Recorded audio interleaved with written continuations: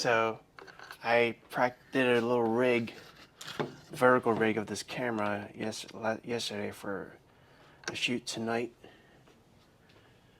video shoot tonight, and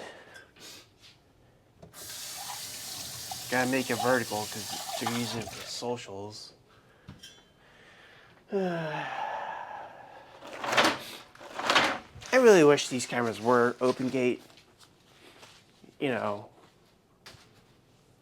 well, like Sony and Canon don't have any cameras that have open gate. Lumix definitely is, but as much as I want open gate in these cameras, it's just so costly to change over systems to move over to Lumix. I mean, especially since I just pretty much moved to Canon in the last summer. Be financially irresponsible to switch systems and constantly switch systems too.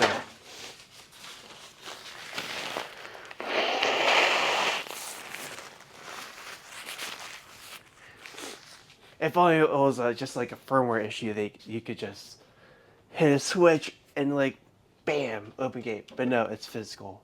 It's the design of a sensor and that sort, which sucks. But no Canon, and I presume no Sonys are open gate, or will. Maybe in 2 generations later it will finally. But yeah, I just farted.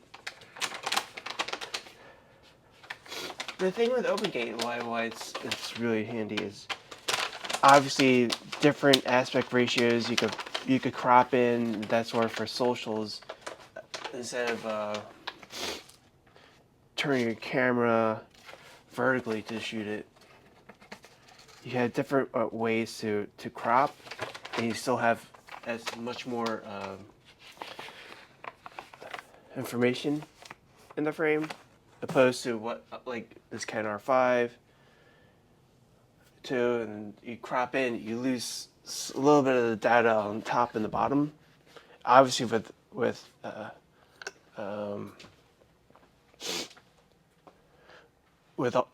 anamorphics, you don't get the full sensor. But I don't think I'm gonna be using anamorphics anytime soon. So at that point, I don't, really care. I mean, anamorphics is cool, and I do want to try it. And maybe I'll eat crow when I do. But for right now, it's not something that's super important for me.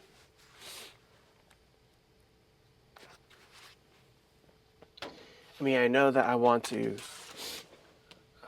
either sell or trade in my FX3 to get the C80, and I could technically go for the Lumix S1R2.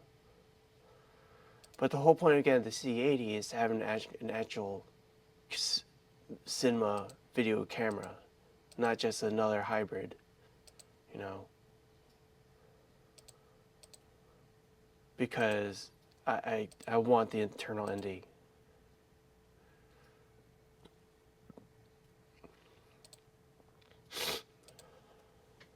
Otherwise, I gotta put water in my coffee to steep.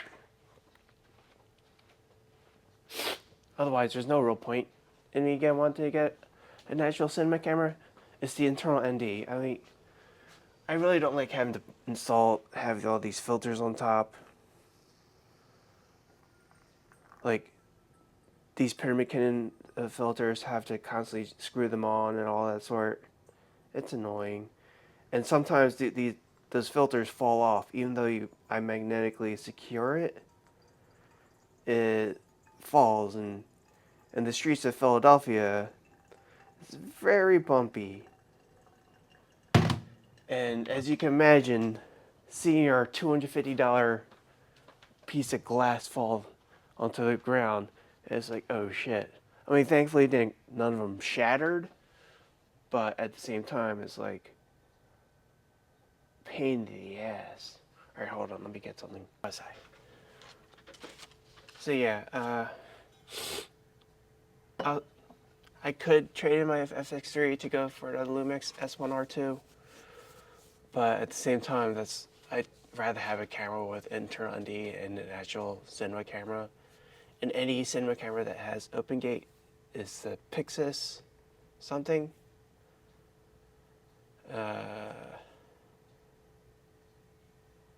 I don't think I'd. Don't get me wrong, the quality of the image quality from the Pixis, Blackmagic Pixis, is pretty sick. But at the same time, I guess I should check out reviews on that. But I'd rather just stick with Canon. I'm already pretty invested in the Canon system already. So for me, it's like I don't want to jump into a new system and have to get another set of lenses, and that's where the whole idea of streamlining, selling the GFX and the FX3 is to streamline my workflow to have just one particular brand, so I don't have to have so many different lenses. Obviously, I'll be using my PL Nisi Athenas for my cine work, but in terms of autofocus lenses, as would like to get like third-party lenses, obviously, but right now they're pretty much all Canon. So, and the silver lens Canons, while they are slightly slower and a little bit noisier in autofocus, in terms of image quality, they're really good. They're not objectively bad. There are some like corner issues and that sort, but the only differences I see is lens motor is louder. It doesn't focus as quickly as the lenses. They're not weather sealed. That's pretty much it. But they're much more affordable. So in terms of needing third party options for it, I feel like Fernos has definitely said, I do feel like the silver lenses is Canon's way of saying these are our third party options you could get. I mean, don't get me wrong, it still sucks. I think Sigma, Tamron should be able to have lenses for the RF system, the full frame RF system. But for now, I think the silver ring ones are your best options for affordability, but also really good image quality. But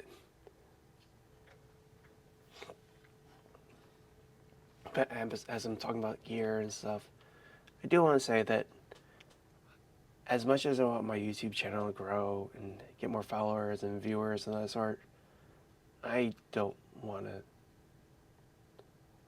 do gear reviews. I don't want to do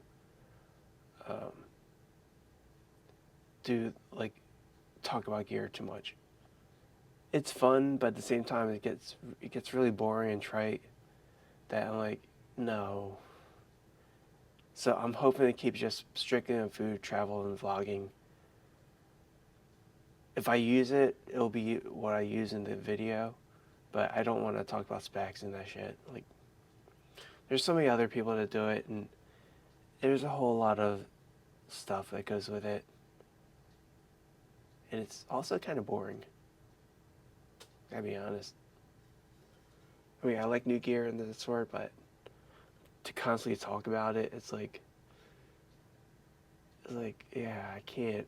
I just can't.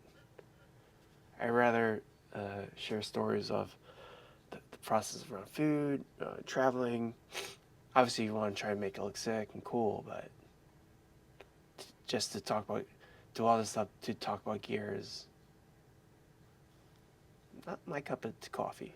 Speaking of coffee, the elixir of my cafe roaster cup. Anyway, get back to work, and I have a shoot tonight. It's pretty simple, but I had to make a vertical rig for the Canon because I think I'm going to be using a 50mm